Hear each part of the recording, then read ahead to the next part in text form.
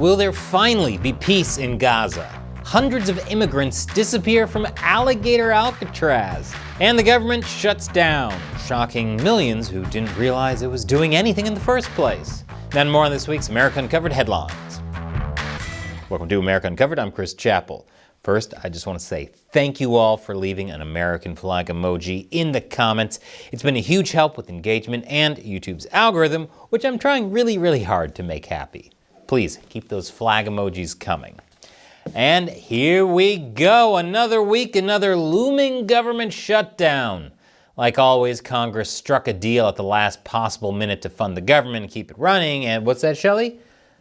Oh, the government actually shut down for the first time in 7 years, as Trump and congressional Democrats failed to reach a funding deal. Wow, I can't believe Trump and Democrats weren't able to negotiate peacefully. This shutdown puts 40% of the federal workforce on unpaid leave. Leading up to this, the White House told agencies to prepare for mass firings. And Trump met with the director of the U.S. Office of Management and Budget to determine which Democrat agencies should be cut. Mass layoffs of federal workers. Somewhere, former Doge head Elon Musk is probably shedding a tear. Possibly because he's bad at controlling his emotions. Possibly because his mom took too much Tylenol. Possibly. The remainder of federal employees will continue to show up for work, but won't be paid until the shutdown is over. But don't worry, Congress will still be paid. I know, I'm sure you were all worried about that. It wouldn't be fair if they missed a paycheck when they've all been doing such a bang-up job. One of the main sticking points that Trump and Senate Democrats can't agree on is health care. Democrats want to extend Affordable Care Act or Obamacare subsidies and fight cuts to Medicaid and Medicare they say would lead to millions losing coverage. While the White House claims Democrats' plan would spend $200 billion on health care for illegal immigrants and cut funding to rural hospitals. Though Democrats deny this, with Senator Chuck Schumer saying undocumented people cannot and will not receive ACA premium tax credits by law, period. But Republicans claim illegal immigrants are getting health care through loopholes. And as for Democrats saying they don't support that, well... Raise your hand if your government plan would provide coverage for undocumented immigrants. Shocking coming from the same folk that said Joe Biden was sharp as a tack. But on the bright side, at least as far as healthcare is concerned, Trump announced a deal with Pfizer to lower drug prices. Now, this is a serious situation. And the most important question that's on everyone's mind is, who's to blame? Democrats are blaming Republicans since they have a majority in the House and Senate and also control the executive branch, so they say the shutdown is on them. While Republicans are calling this the Schumer shutdown, saying he and other Democrats were ultimately the ones who wouldn't vote to pass the funding bill. And also, who doesn't like a good alliteration?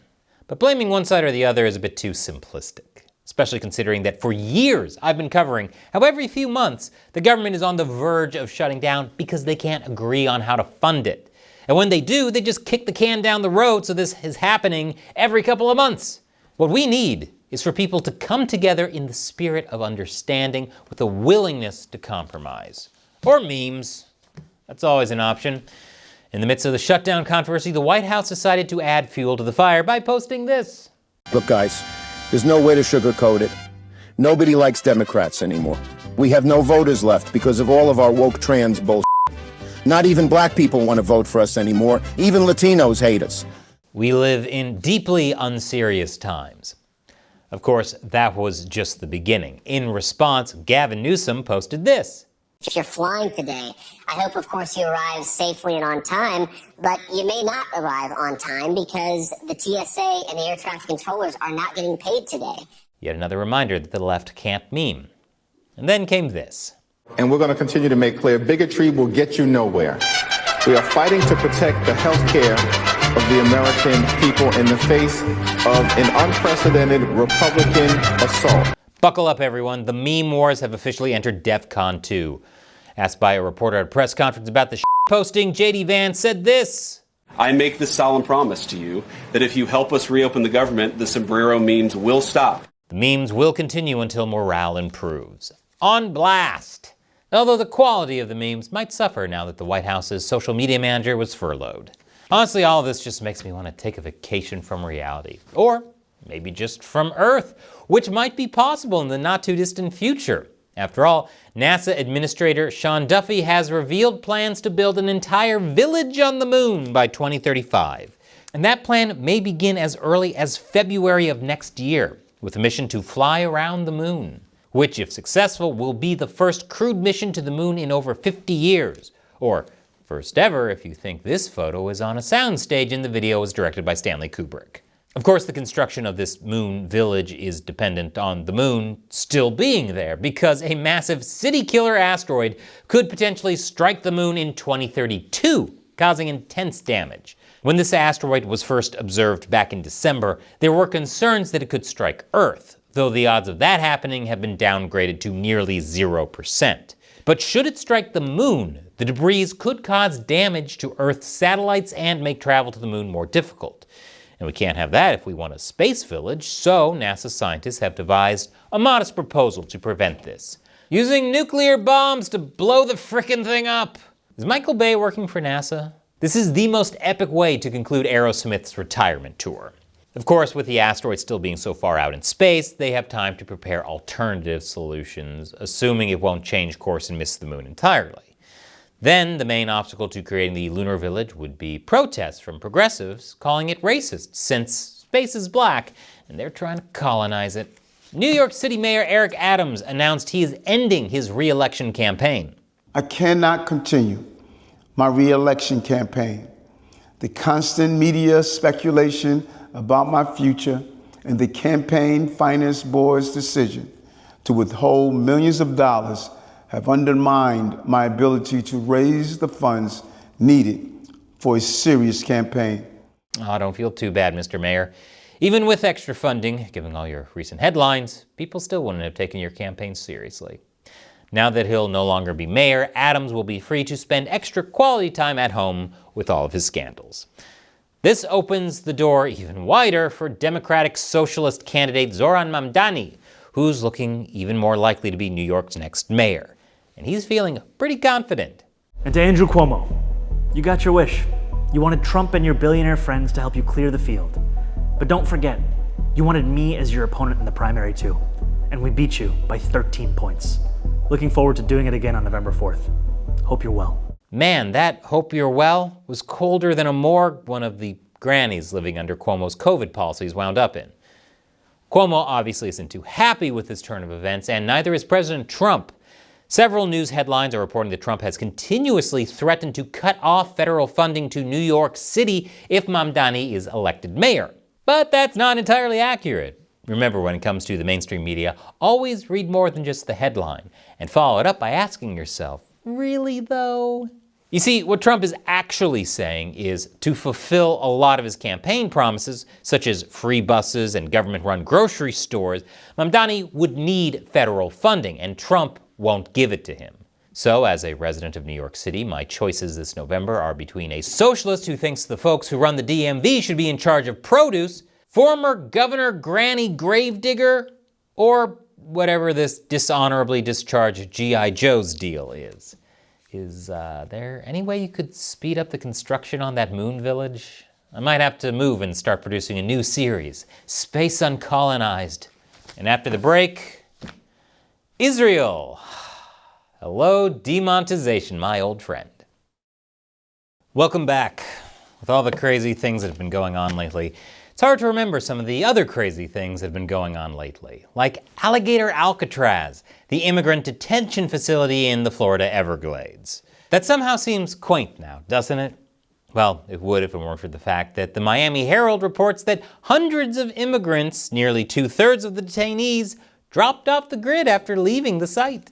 What, did ICE just catch and release them like a San Francisco district attorney? Or worse, are there now several stuffed gators in the area treating it like a human hometown buffet? Looks like it's time for another edition of... Wait, is that true? Last month, U.S. District Judge Kathleen Williams ordered Alligator Alcatraz to be shut down within 60 days. This stems from a lawsuit against the facility brought forth by environmental groups and the Miccosukee tribe that alleged it's an environmental hazard because the government cut corners erecting the facility so quickly. At one point, ICE agents thought Alligator Alcatraz would be empty within days. However, an appeals court halted Judge Williams' ruling that the facility needs to be dismantled. So AA is still open, but in all the confusion, did they somehow lose hundreds of detained illegal immigrants and accidentally contribute to the reptile obesity epidemic? That's actually unclear.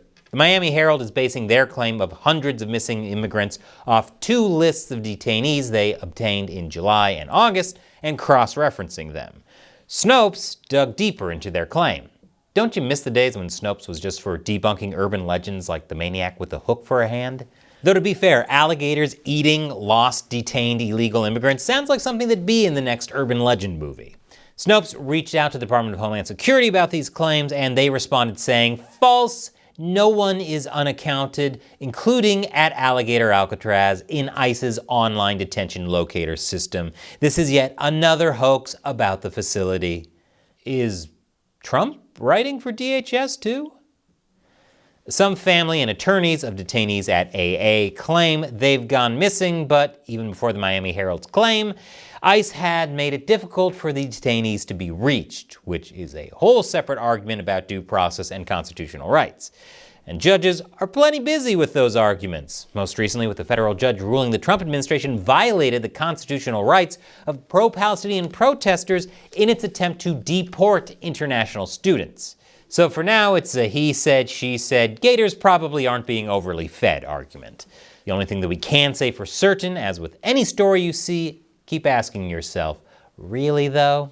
Speaking of Palestinian protesters, Donald Trump's 20-point plan to end the war in Gaza was accepted by Israeli Prime Minister Benjamin Netanyahu. Honestly, given how complicated the Israel-Palestine situation is, I'm impressed they were able to get it down to just 20 points. Highlights include an end to the war, the release of Israeli hostages and Palestinian prisoners, redevelopment and aid sent to Gaza, which will be temporarily governed under a technocratic International Board of Peace chaired by Trump and former UK Prime Minister Tony Blair, amnesty for Hamas, and a potential pathway to Palestinian statehood. The peace plan, like the movie Inception, is incredibly detailed while also being pretty vague in spots. As of this recording, Hamas hasn't accepted the plan, even though many Palestinians say enough is enough and they must accept it. According to Trump, this offer won't last. We're going to do about 3 or 4 days. We'll see how it is. All of the Arab countries are signed up. The Muslim countries are all signed up. Israel's all signed up. We're just waiting for Hamas. And Hamas is either going to be doing it or not. And if it's not, it's going to be a very sad end. To be fair, it's also been a sad beginning and a sad middle, so a sad end would be on theme. A happy ending would feel out of place, like if the climax of Sophie's Choice was a dance number to yakety sax. Or a government shutdown overshadowed by a meme war. But what do you think? Leave your comments below with that American flag emoji. And before you go, check out this video chosen by the algorithm, which is probably advertiser friendly, and truly, that's all anyone looks for in their content, right? Once again, I'm Chris Chappell. Thank you for watching America Uncovered.